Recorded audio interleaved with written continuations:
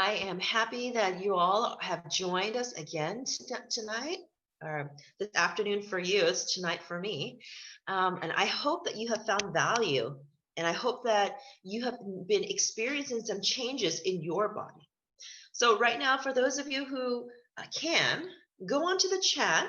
And if you have been following some of my suggestions, remember the three suggestions that I made for healthful practices. If you have been doing it, can you just write yes or I have? And if anyone has experienced anything different, any positive changes, share what's been going on with you in this last week. So some of you may have been following the water. I hope you've been drinking the water. I hope you've gotten your water bottles and you've been drinking faithfully at the right times. Remember, when you get up in the morning, brush your teeth and drink that amount of water between 300 and 500 mils.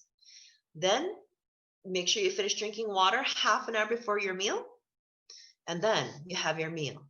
Then about 3 hours after the beginning of that meal, you're also going to start drinking water again. I told you earlier this evening that it's because of digestion. You want your food to be completely digested before you drink that water. Okay?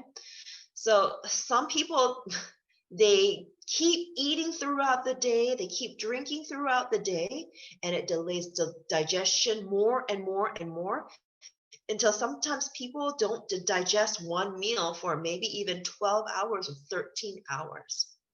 And if you can imagine that, the food is in the stomach, in the digestive system, just not being able to pass through and digest. And that causes the fermentation and the spoiling. And that is what makes the bad blood and makes us sick. So I hope you've been drinking your water. And I know it's a lot and it may be very challenging, but if you set your mind to it, you make a decision, and you prepare. You get your water bottle, and maybe you even put reminders on your calendar to drink water. So your phone can give you a notification to remind you to drink. So do whatever it takes. Drinking water is so important. Like I said, many diseases take place because of dehydration. All right, how many of you have been have been sleeping early? Hopefully around 9 o'clock. If you have any kind of disease and you want to get well, yeah, I really hope that you are doing your best to sleep early. Wow, I haven't seen anyone respond at all to our Zoom group chat. Does that mean that no one has been following any of their water drinking or sleeping early or taking walks? Oh no. All right. Someone has said, Sam has said our bedtime is between 7:30 and 8 o'clock. Wow. Fabulous. Thank you. And maybe that's a practice that you've already been following. But nonetheless, when the sun goes down, we also should rest. That's the cycle that God created for us. And if we follow that cycle, we can experience improved health, healing, etc. All right, great, great. All right, people are starting to respond on the chats. Yeah, continue to do so. Like, we want to encourage each other. And if you haven't been able to, don't worry. Every day is a new day, and you can start afresh every single day. All right, great. So I hope that, yeah, you are continue to be interested in your health, and that you will continue to follow the principles as you learn them. All right. Now, today we want to talk about the principles of healing and the benefits of fasting. All right, first and foremost, the principles of healing are very simple. God is our creator. He is the one who made us, and therefore he is the one that heals us. When we look in the Bible, we can learn the principles that God has established. And the first one that I want to take a look at is in Numbers chapter 21. Numbers is in the beginning of the Bible: Genesis, Exodus, Leviticus, Numbers, the fourth book. And this is found in Numbers chapter 21. In this story, the children of Israel were in the wilderness. And throughout the wilderness, they were complaining and complaining. These things happen, right? When we face challenges in our lives and trials, when we know that we need to make changes, but it's so difficult, we complain. They were complaining and complaining, and they were remembering their past life.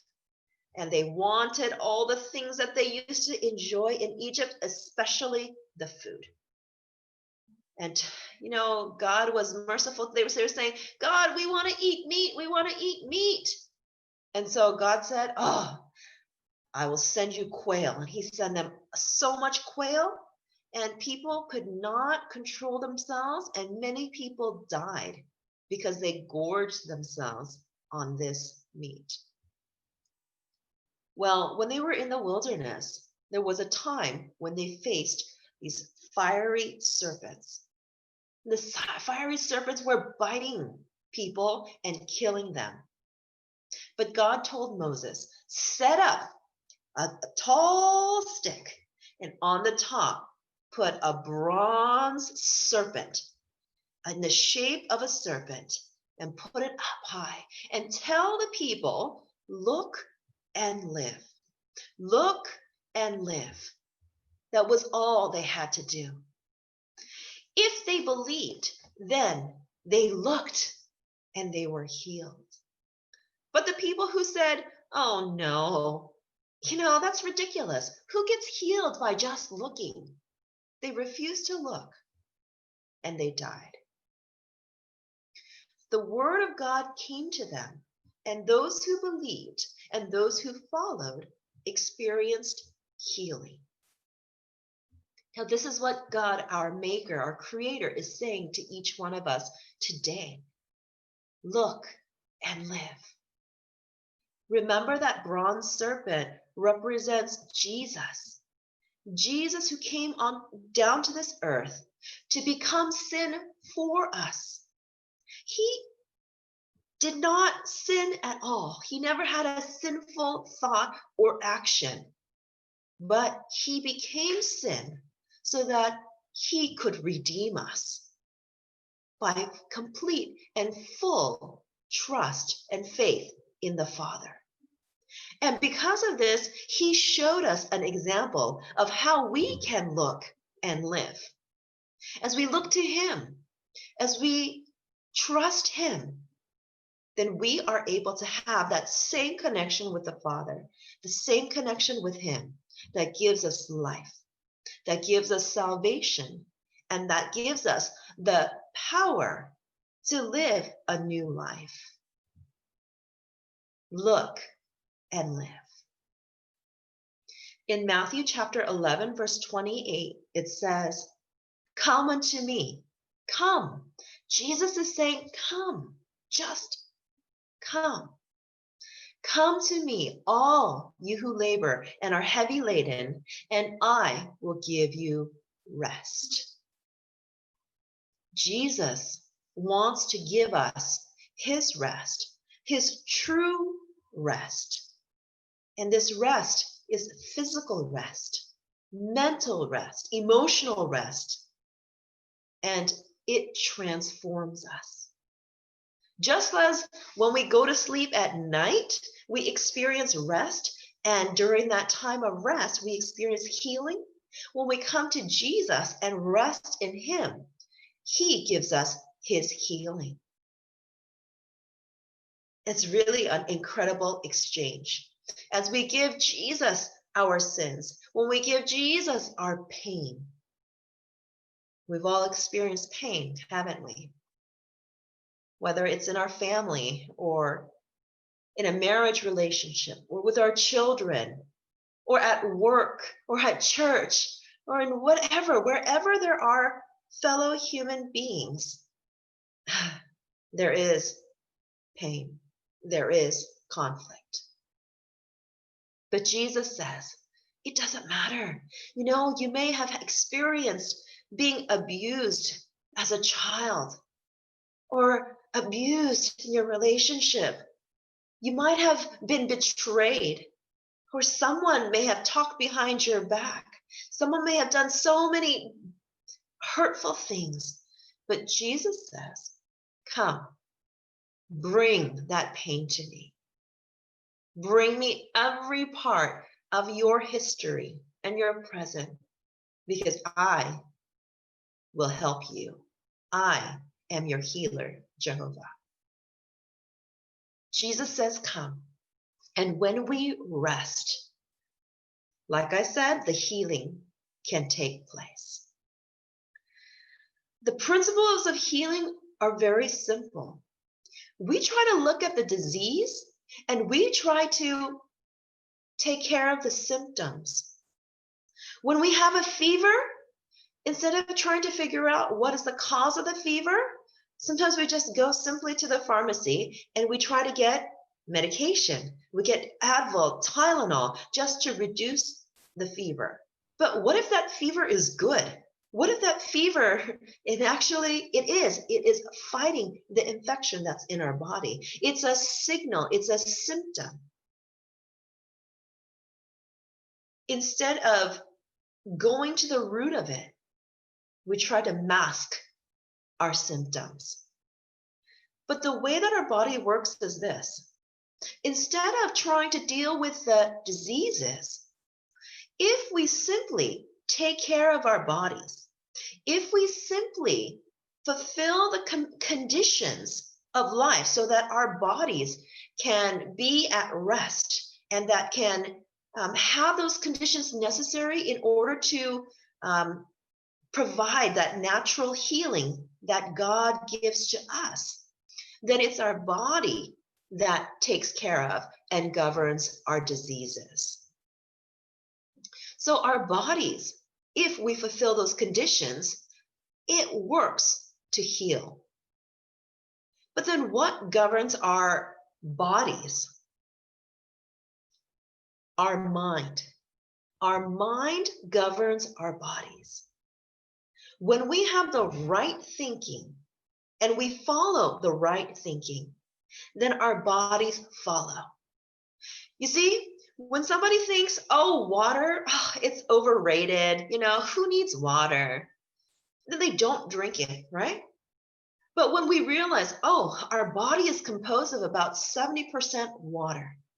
Every part of our body, from our cells to our organs to our brain and every aspect, our blood requires a lot of water. I would say, well, yes, I want my brain to function properly. I want all my cells to be healthy. Yes, I do need that water. And no matter how difficult it is to develop a new habit, yes, I realize that this is so important. And I don't want to be part of that number that has a disease because of simply being dehydrated. And so your mind makes a decision, and then you act. And then your body is able to follow.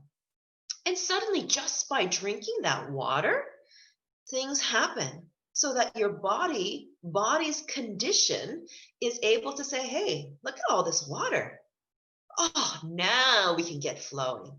Now we can produce the functions that are necessary for healing and for good health. Right? So now we've got our mind that governs our body, and the body governs our diseases.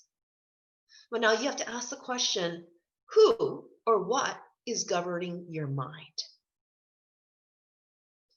If your creator, your maker, is the one that's governing your mind, then through his principles, through his Holy Spirit, through his inspiration, then we can have the right thinking. We can experience healing even in our minds, in our thinking, in our perceptions. And that will help our bodies to be able to fulfill those conditions that allows the body to heal itself. So this is the principle of natural healing, that God is doing this if we allow him. Now, many of us have diseases, lifestyle diseases, because of the way we've lived. We haven't lived temperately. And one of the big aspects is what we have been eating. If we've been eating meat, oily foods, processed foods, non-whole foods, white rice, white flour, everything that, we pretty much know what's not healthy. But if we lived that way for so long, guess what? That has also built up inside our bodies. The best way I can describe it is this. In your kitchen, you have your sink. And, after you wash stuff that's oily, that oil builds up. And when you touch the bottom of the sink or even the sides of the sink, you feel that oily film. And if you don't clean it, if you don't wipe it every so often or every day, then it starts building up. And it's just nasty. You don't like that. But, look down into the pipe where the water goes down. Sometimes your fingers can't reach down in there. And after some time, if you look down there, you realize that this film of oil and different waste has built up. And the pipe that was normally this big has so much of that film on it that it's reduced in size, reduced in size, reduced in size, until one day it becomes totally clogged and the water backs up in the sink, right? Then you have to get a plunger or you have to call a plumber or something to get rid of that problem. Well, this is what's happening inside our bodies, inside our blood vessels. We have the blood that's supposed to circulate through all of our blood vessels throughout our body. And we've got the large veins and arteries, and then we've got the smaller vessels all the way to the smallest capillaries. And when we have these lifestyle practices that are causing our blood vessels to reduce in size because there's so much oil and waste that's building up on the sides of our blood vessels, it causes diseases. When our pancreas is not able to produce enough insulin to eat up all the glucose, then our blood starts to get thick and sticky. Maybe the glucose that we eat does not enter into our cells properly. Doesn't get eaten up, doesn't get utilized. So then the blood gets sticky, it gets very thick, and that causes problems in circulation. Now, when we do any kind of fasting, the beauty is that it allows our body to rest. We keep putting food in, water, all these snacks. Oh, I know Malaysia and I know Penang, they're so famous for all their hawker stalls and all their good food. And it's so tempting. You just want to go there. Oh, it's so cheap. I want to buy this. I want to taste this. Oh, I remember how this tastes. And, man, if you just go out with your friends, it becomes such a temptation. Oh, let's go get ice cream. And then, oh, let's go get, these, oh, wait, what is it? Char kway teow? Char kway teow, I probably said it wrong, but, those noodles and everything. And it starts building up and up and up. And you don't realize, even though it tastes good to the tongue, inside your body has to work so hard. Your body is on your side. Your body is working for you. But if you are putting things inside your body that are harmful, your body can only take so much. and then it reaches the limit. And actually, disease is telling us, disease is a warning, simply saying, help me, I'm trying to help you. I want you to be healthy and I want you to be happy. But I'm overwhelmed. And it's a wake up call for us to help to take care of our bodies, to treat our bodies well, and to work together with our bodies. So when we start doing fasting, we stop. We stop eating all the foods that we've used to eat. We've stopped all the practices of eating that we are used to, and we allow our body to rest. Simply by resting, your stomach says, oh, there's no more food coming in right now. All right, I don't have to work so hard. Okay, well, let me start cleaning house. Let me start going to all the parts of my body so I can take care of those things that I've neglected for so long. When you get busy, like when you get super, super busy, like say for like 2 weeks or something, you don't have time barely to eat. You change your clothes and you throw it somewhere because you don't even have time to fold it, right? But let's say after the 2 weeks, suddenly you get a break. You're home, you're relaxing, and you start looking around at your house and you think, oh my goodness, what a mess. And you start to clean house. You get everything in order, organized, put into place. And this is what happens in our bodies. We're not putting in the same amount of food. We're not putting in the same types of food. And the body says, oh, all right, let me go to all the different corners, to all the cells and to all the organs. Look at this fat that's built up. Okay, let me burn that up. And as it burns up that excess fat, the body starts being cleansed of all the waste and the toxins that have built up for so long. Fasting is so incredibly effective. And I want to just tell you that it's very important that each one of you consult your doctors if you want to do some kind of fasting. Everyone is affected by fasting in a different way. There are some people whom it doesn't affect at all, but some people really struggle a lot. It's not just about hunger, but they may feel weak and lightheaded, and they're going to experience pain, and they're going to struggle in certain parts of their body where they've had problems before they start getting better. This is called the recuperative response. I'm going to talk about that a little bit later, more in detail. But it's not easy to do fasting sometimes. So if you don't have somebody to supervise you and somebody to let you know about what to do with your medications, because if you do fasting, if you really stop the way that you've been eating before and you suddenly do a type of a fast, then if you're taking medications at the same time, you can have adverse effects, especially if you're taking blood pressure medication, a blood thinning medication, heart medication, and a medication for diabetes.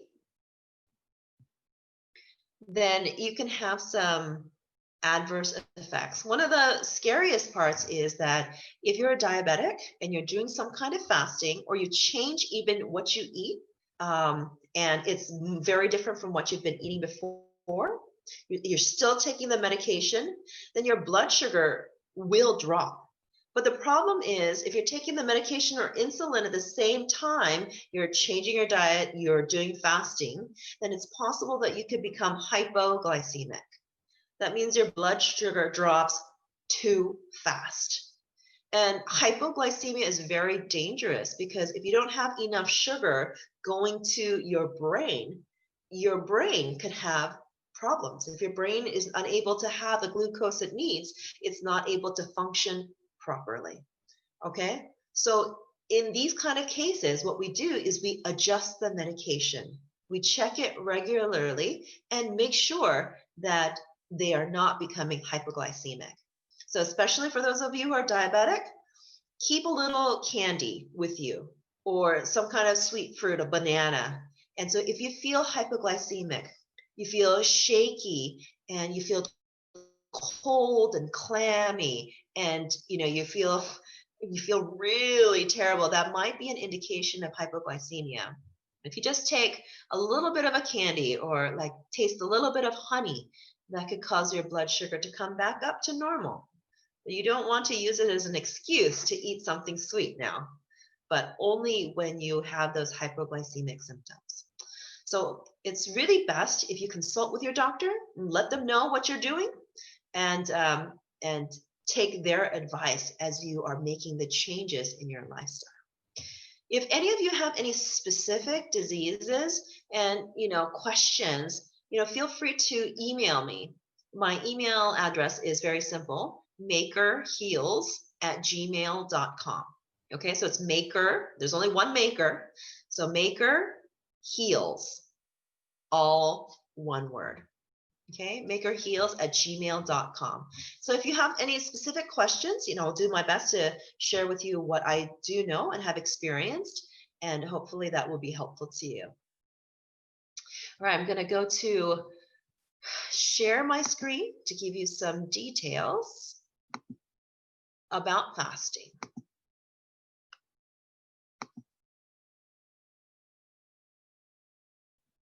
All right, here we go.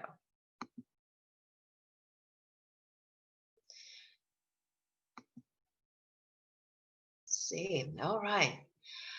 This lady came to one of our seminars in India, and a friend of hers who had attended a previous seminar had told her, you have to go to the Maker Heals program.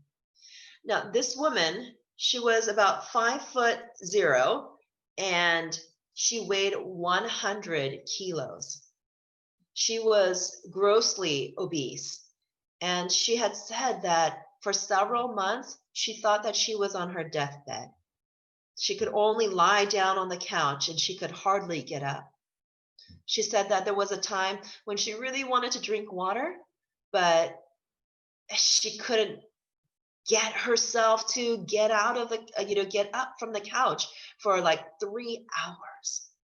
She had a whole bag full of medication that she was taking, and she thought to herself that she was dying. And that was just the conclusion she came to. But when she heard about the Maker Heals, she started to get some hope. She came, and the very first day, we had to place them in their sleeping quarters. And the dormitory situation at this location happened to be on top of a hill. Now, this is great for the average person. It became like built-in exercise for everyone, which is great. But she was in such bad condition, there was no way that she could walk up and down that hill. And so the person who ran that facility said, okay, well, we have an extra room in our house. You can stay there. Well, this lady, as she walked just short distances, she was short of breath and she had pain in her chest. When she came to the lectures, she couldn't sit properly in a chair. And so she asked me, is it okay if I just take a mat and lay down and listen? I really want to hear the lectures. I said, sure, that's not a problem. So she lay down and she listened faithfully. Because she was so grossly overweight, we recommended that she do a water fast. A water fast is the fast in which you can lose the most weight in the fastest possible rate. So usually when you do water fasting, you lose about 1 kilo per day. And she was determined. She did water fasting for about 5 days. And at the end of the 10 days, she ended up losing about 9 kilos. It was during the lectures that God spoke to her heart. She listened to one lecture and she realized that even though she was a Seventh-day Adventist Christian, in fact, she was a principal of a Seventh-day Adventist school, she had been breaking the law of God without realizing it. The first commandment says, "Thou shalt have no other gods before me." And she realized that the Bible also says that appetite can be your God. She said that she repented to God. With tears, she repented before God and said, "God, I am so sorry for the way that I have lived. Please, please, if you heal me, I promise that I will devote the rest of my life to you. I want to serve you." In those 10 days, she experienced transformation. And the picture on the right-hand side is a picture of her when she was sharing her testimony. You can see that she lost weight and she regained peace and joy. And in fact, the pain reduced in her chest. And at the end of the program, she was even able to walk to that dormitory up on the top of the hill. She was so happy. She was so excited. She said, "Lord, thank you so much. I want to live the rest of my life for you." Simply by doing a type of a fast, it really cleans out the body. It expedites. It's like it makes it extra fast. It's like you're on a super highway of allowing your body to get cleansed of all the waste and the toxins that are built up.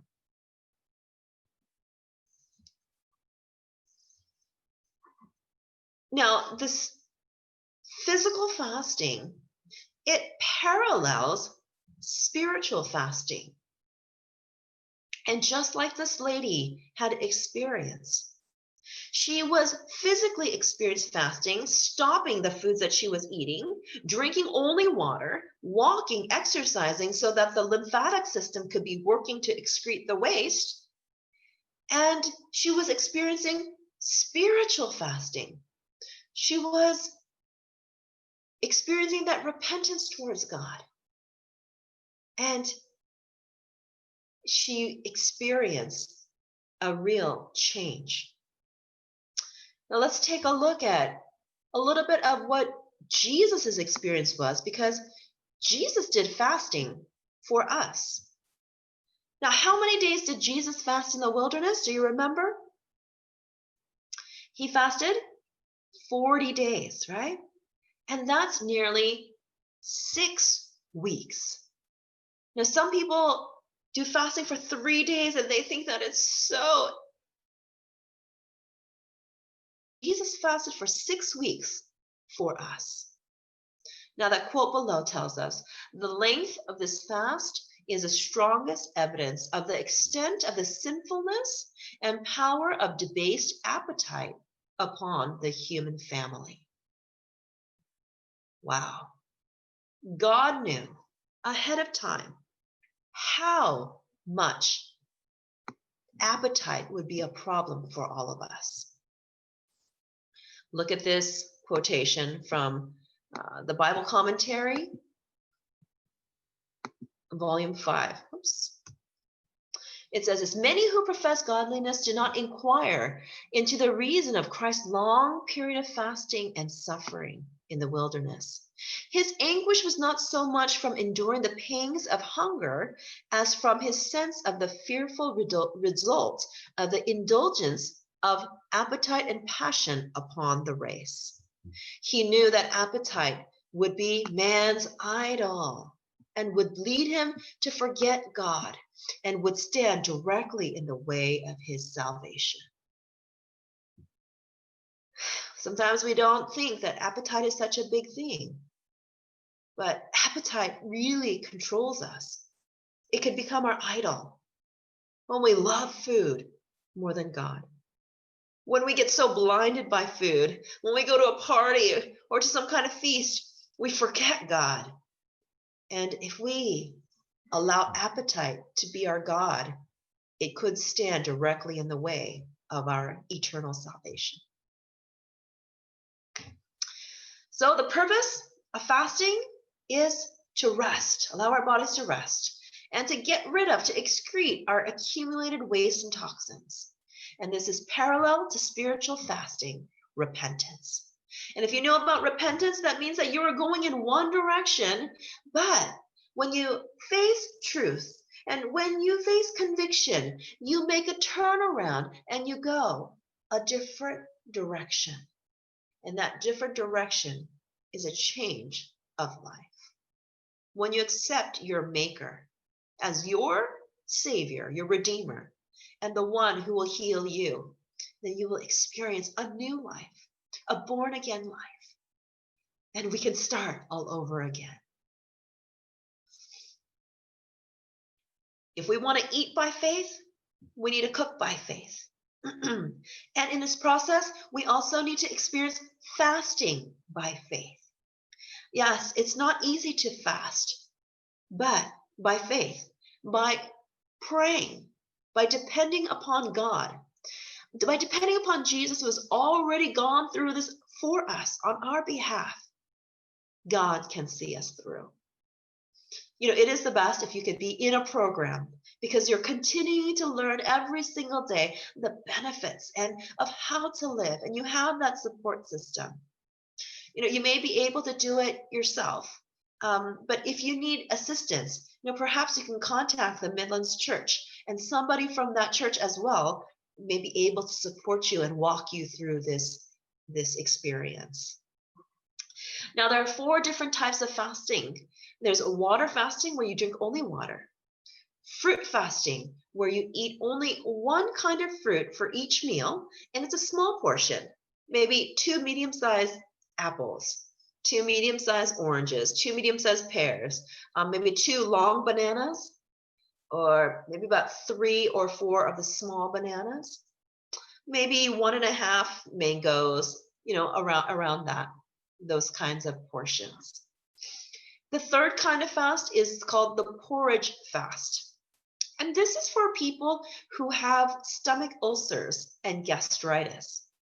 These kind of people need the porridge fast, in which you use a white rice porridge. So this is like congee, simply only white rice, you know, cooked with a lot of water so that it's very mushy, with a little bit of salt. And you just eat that small, about a cup worth for each meal. You don't eat anything else. And then at night before you go to sleep, about half an hour before you go to sleep, you take this mixture, this olive oil and charcoal mixture.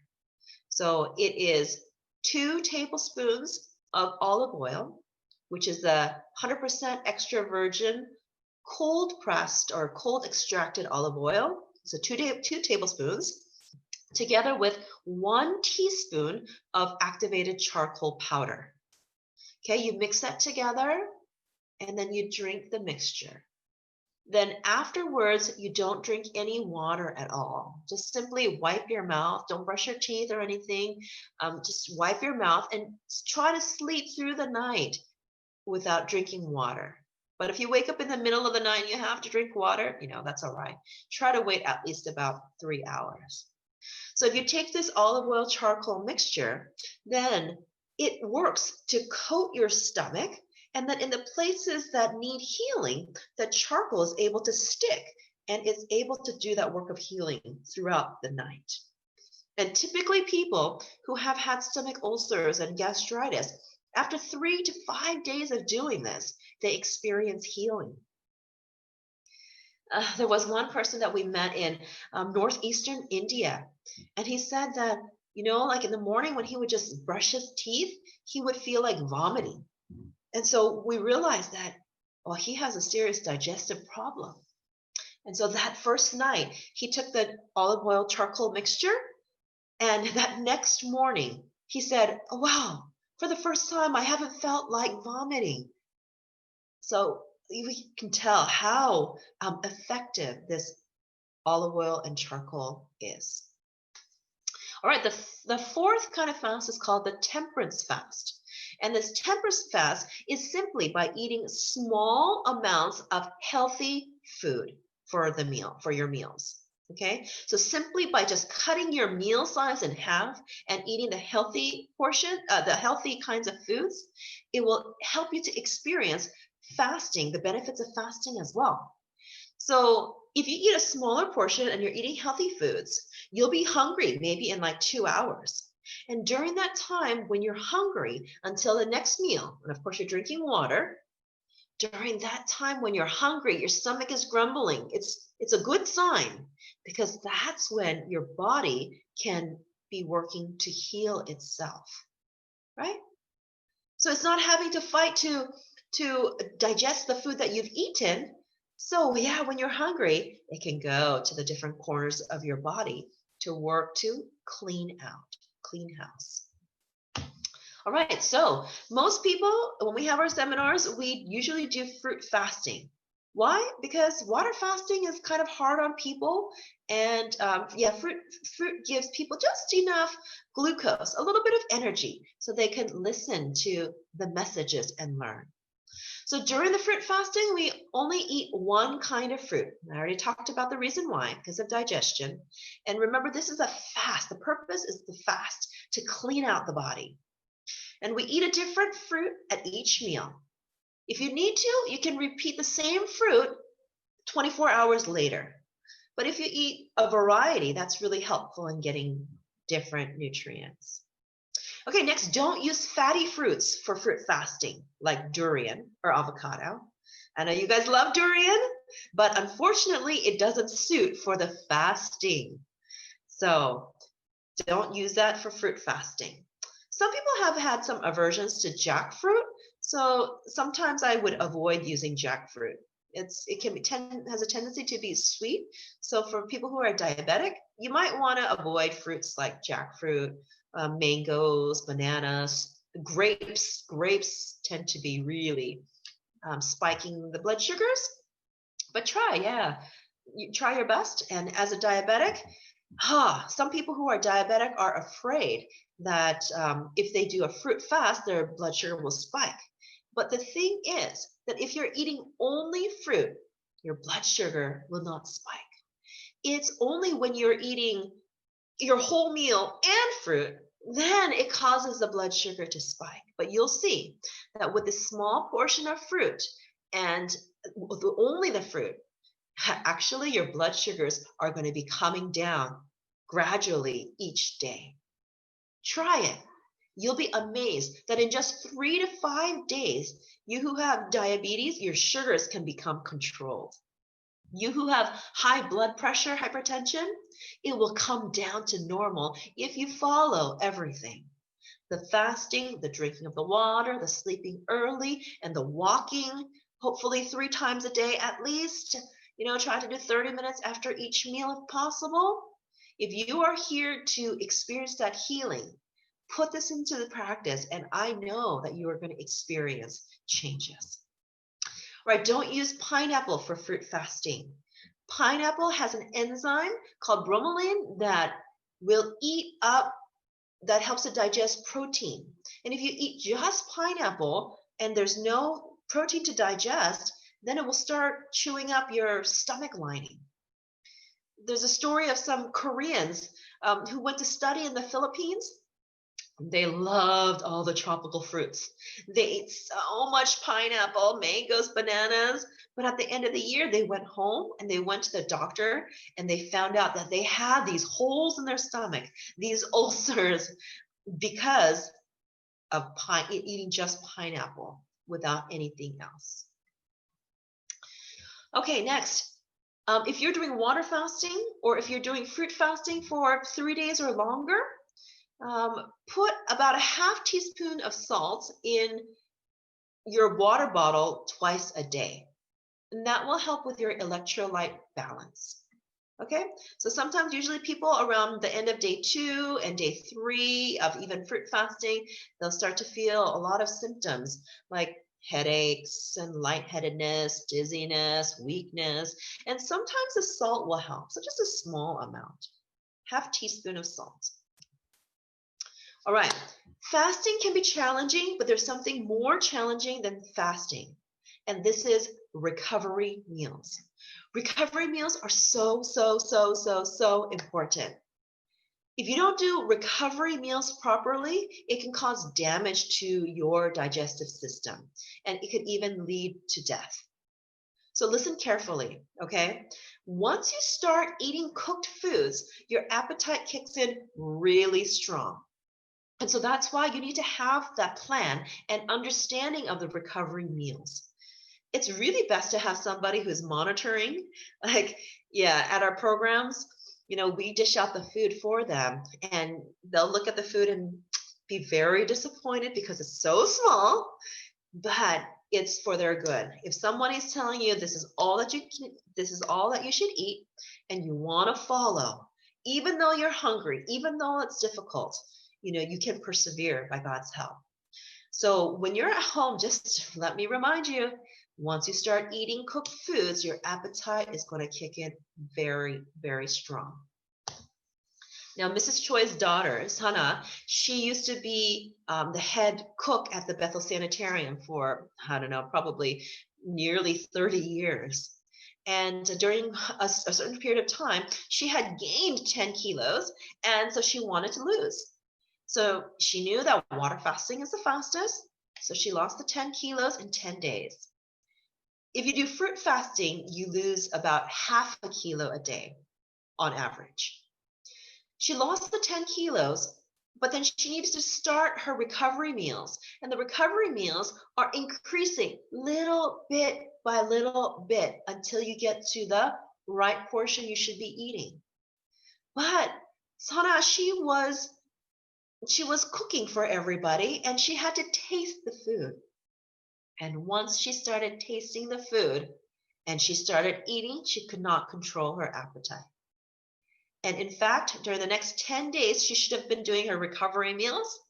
She ended up gaining 13 kilos in the next 10 days.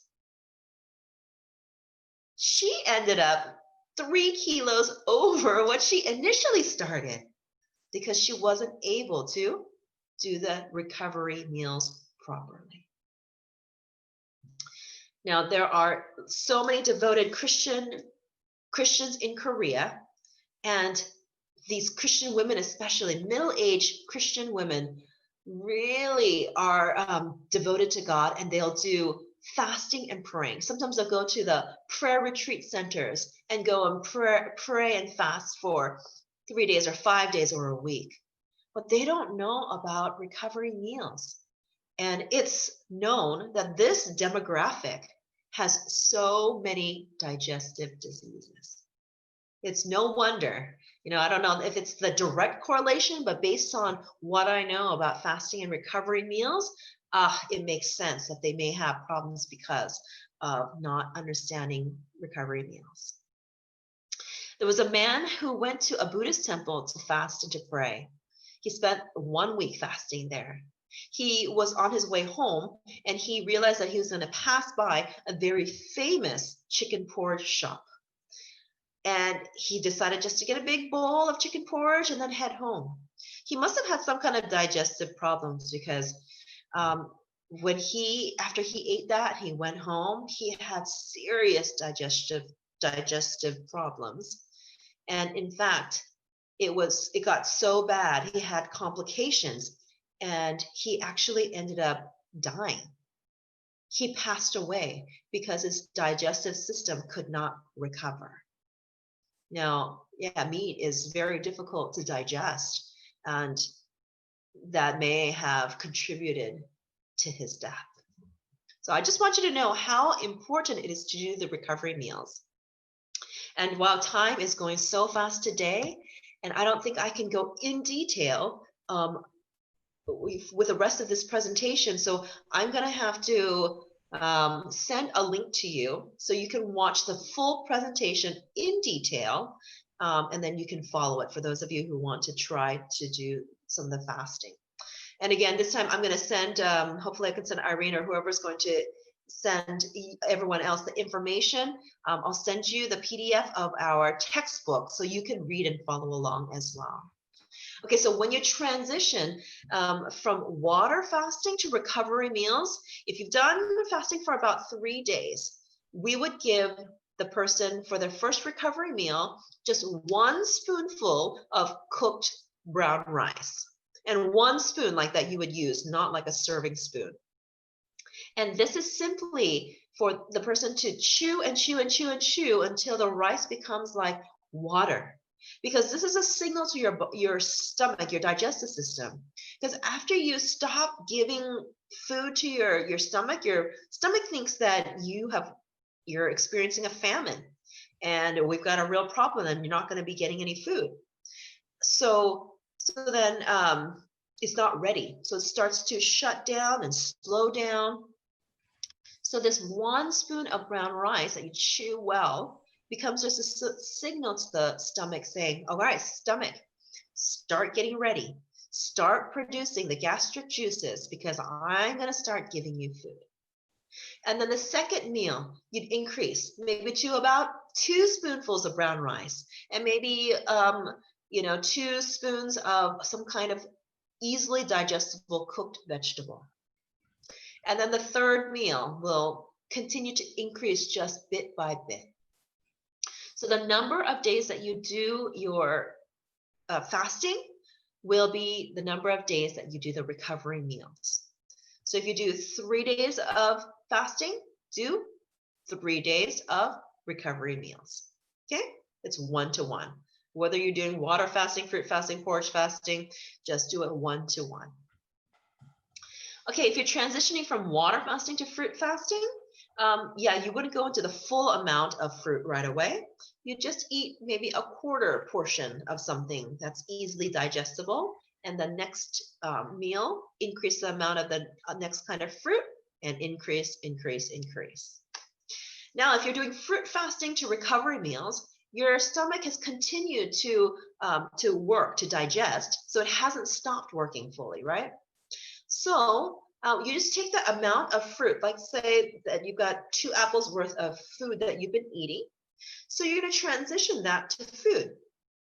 So sometimes in the very first recovery meal, what I'll do is like maybe I'll say, okay, do 1 apple, and then we'll start giving some brown rice and then a little bit of cooked vegetable. And it's about the same portion of the 2 apples that you did for the fruit fast.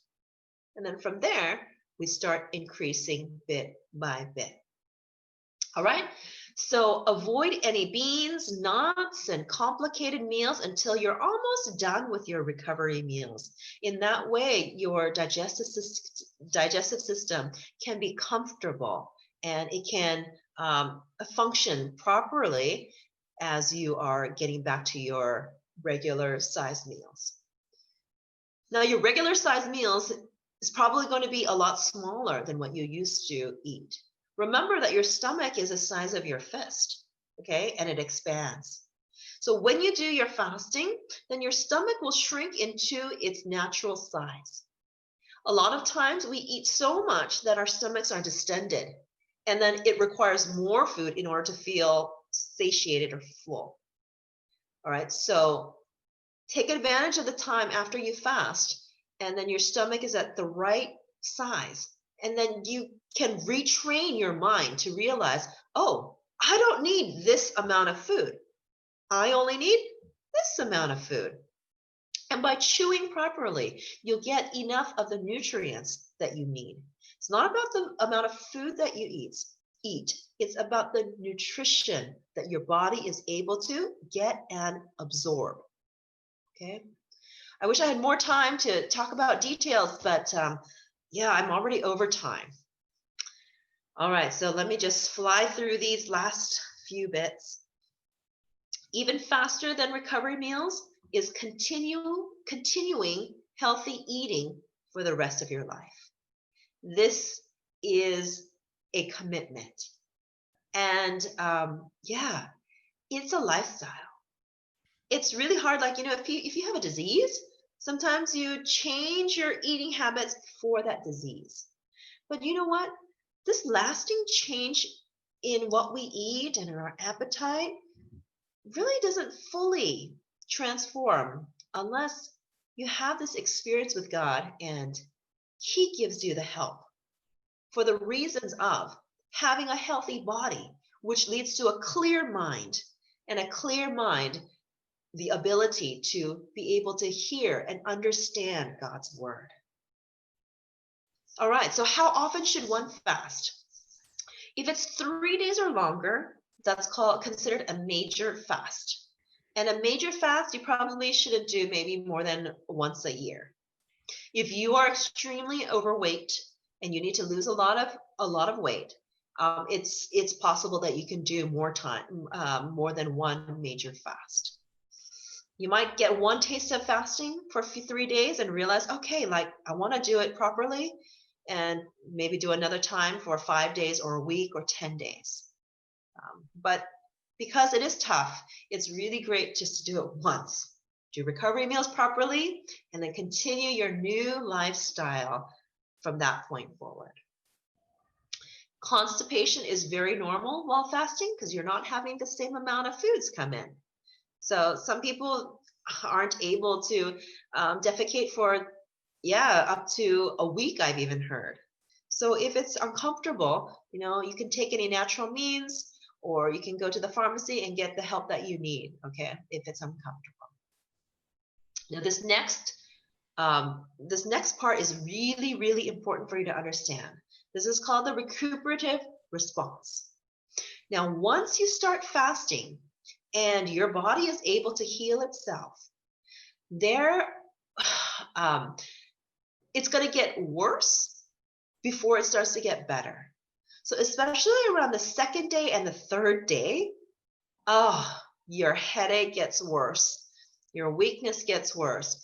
If you've had a history of migraine headaches, the migraine headache might be really bad. Or if you had an accident and you had shoulder pain, during those days, you're going to have the pain in the shoulder. If you have, digestive problems, your stomach may have some pain. You might vomit. You might have diarrhea. You might have black stuff coming out of your waist because all the waste that's been stuck on the side of your intestines for a long, long time has been rotting, is finally getting loosened, and it's being excreted. So like all of these things can happen, but this is really a good sign. This means that recovery is taking place. It's a sign of healing. It's getting worse before it gets better. So it is normal to have more pain before it starts getting better. All right, remember to chew and chew and chew and chew and chew and chew and chew. The more you chew, the more you can get the benefits of the nutrients. And as you chew, the saliva mixes together with the food, and the saliva has properties that's able to get rid of certain toxins and things that are harmful for our bodies. So we have many benefits. All right, last point. There was a lady in Thailand. Her name was Teacher Arland. She had a stroke and she was completely paralyzed. She couldn't even get up to eat or go to the bathroom. One of her colleagues found out about the Maker Heals program and asked, how long? What should she do? And she was encouraged to do 15 days of water fasting and 15 days of fruit fasting. That means that afterwards she would have done 30 days of recovery meals. She was determined, and by the help of God and with her dedicated family members, she was able to recover. After a few days, she was able to start standing and walking. The next week, she was able to climb up the stairs to the second story. A few weeks later, they sent us a video of her at the beach walking on the sand. And a few months later, when we came back to Thailand, she came and shared her testimony of how God had healed her.